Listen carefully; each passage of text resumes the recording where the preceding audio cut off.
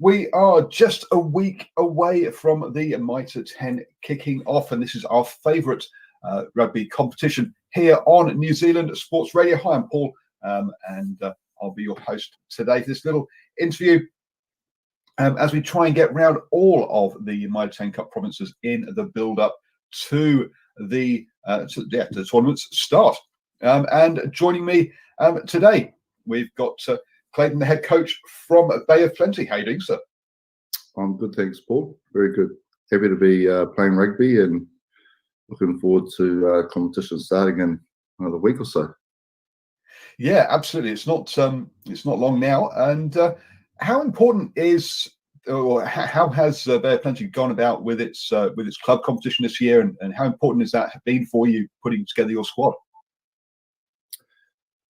Oh, look, I think, a lot of people post-COVID were just happy to see rugby and probably felt a little bit starved of that action. And so we're seeing in Bay of Plenty, I imagine, around the whole country, a real surge of support for all levels of the game, right from junior rugby through to our senior club rugby.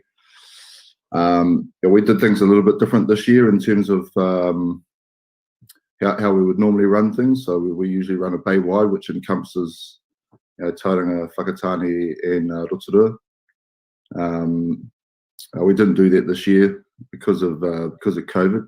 So we ended up running local sub-union competitions, and that's proved to be hugely successful with huge crowds. I've been to some games where there's been upwards of 2,000 people, and senior B games that generally lucky to have 4 or 5 people there being equally well supported. So it's brought back some old traditional rivalries in those sub unions that haven't happened for a long time because teams have dropped down divisions over the years, and the opportunity to play each other hasn't been there. So it's been fantastic.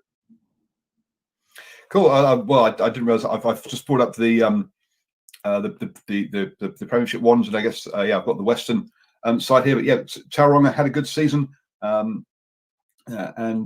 Tupaki as well there as well. So looks like it's been a competitive season with several teams there as well. It's not just been sort of 1 or 2 sort of run away with it. You've got a really sort of a tight mid-table there. So even though you've brought teams together that have been sort of maybe in different divisions, it's still been a really competitive tournament for you guys. Yeah, it's certainly been the case in the Western Bay competition over here in Tauranga, where we have a fairly large player base, and those teams have traditionally done pretty well. But we did see the emergence of a couple of teams to do particularly well this year. Rangiuru, being coached by Tanedo Latimer,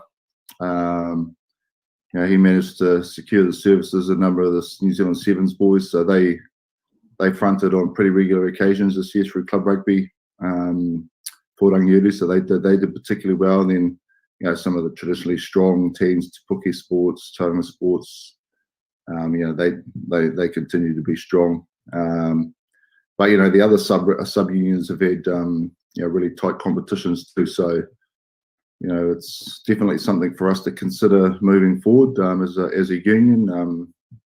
If this level of the game is about participation and getting the levels of support that we have historically seen in bygone years, then the current format certainly has to be considered. Cool. Now you've mentioned obviously the Sevens boys there who will be available for Mitre 10 Cup this year. You've also announced signings of your Triple T and Terry Black coming in.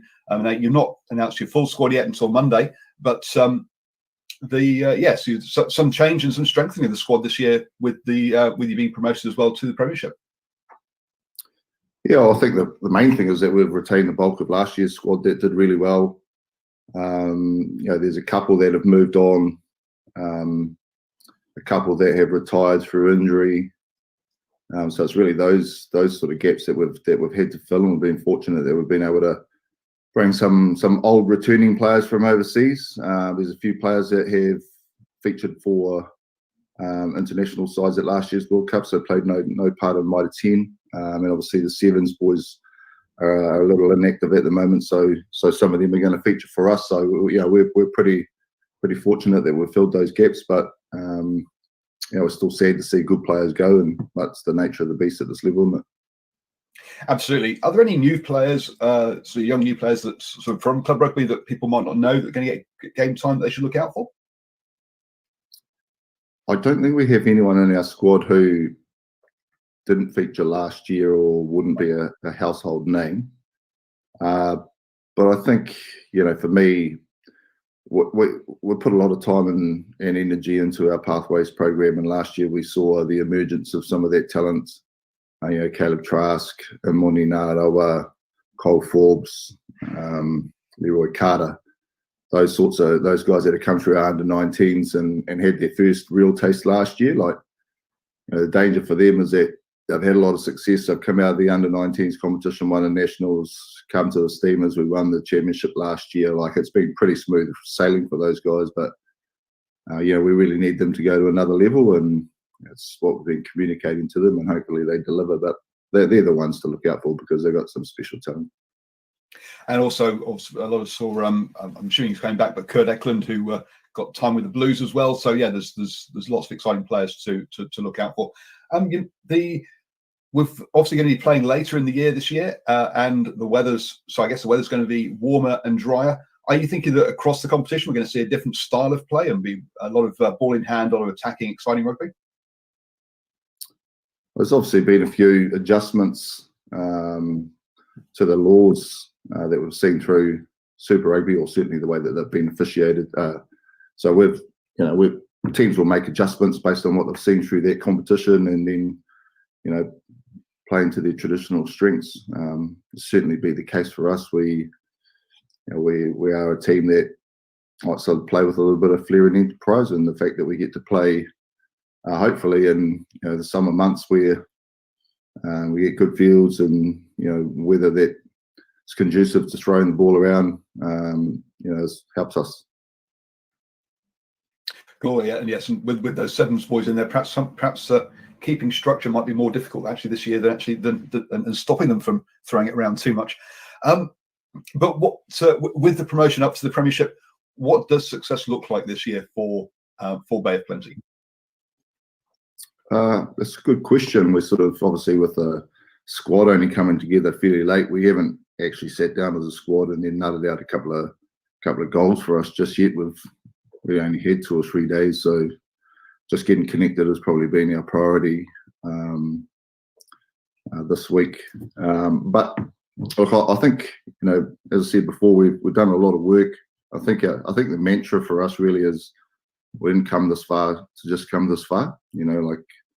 It's we're happy that we've made the progression up to the Premiership, and we're under no illusions that it's going to be a step up in terms of no easy games, and we're going to have to be at our best to be competitive. But we have assembled, I think, an experienced roster, a well balanced roster, one that plays to its potential. The world could be our oyster, but at any level of the game, it's about consistency of performance, and as I said, if we do get that consistency and play to our potential, then we have every chance of doing really well.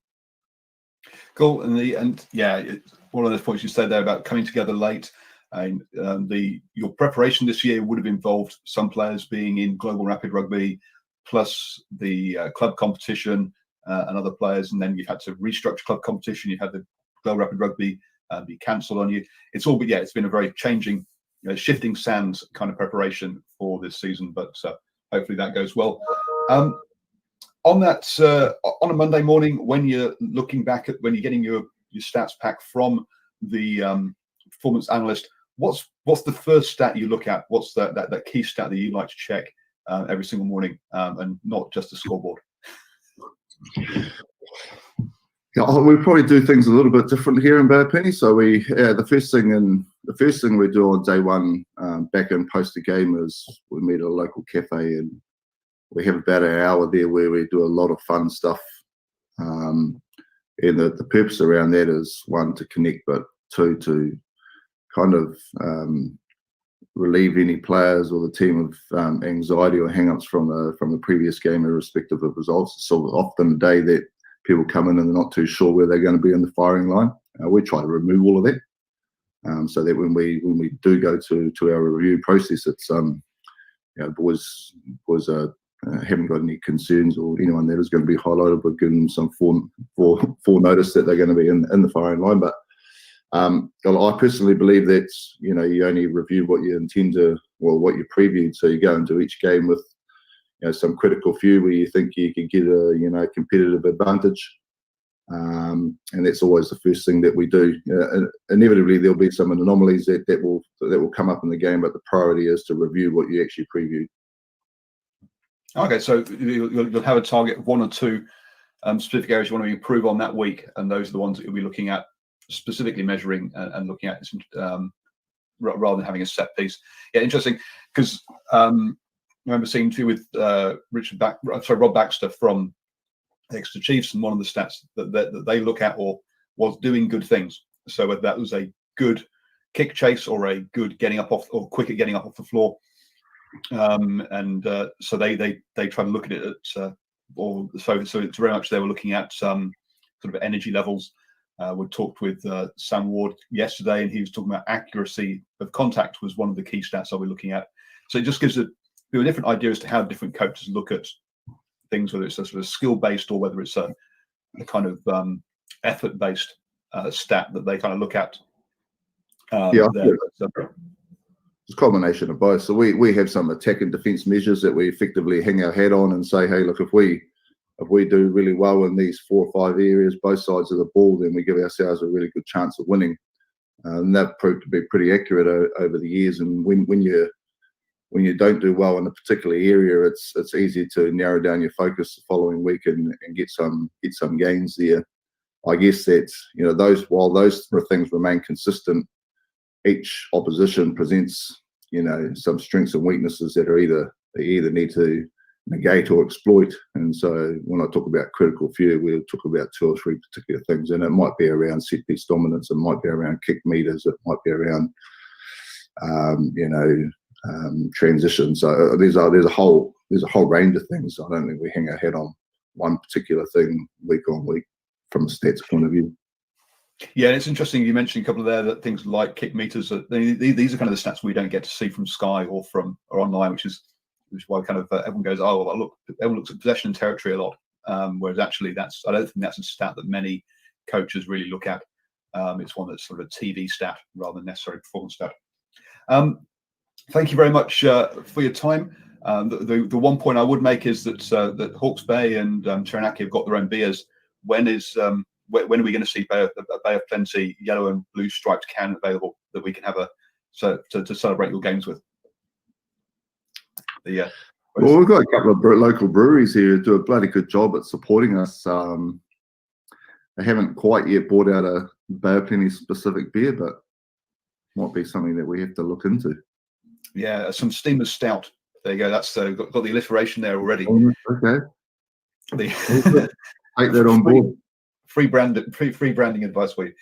Thank you, Clayton, very much for your time. I look forward to get to some of the games and having a chat with you and some of the players afterwards. So please, folks, do like the New Zealand Sports Radio Facebook page, because we'll be getting to those games. You'll be able to see those post-match interviews there, as well as updates during the game as well. Good luck with the season. And again, thank you for your time. Thanks, mate.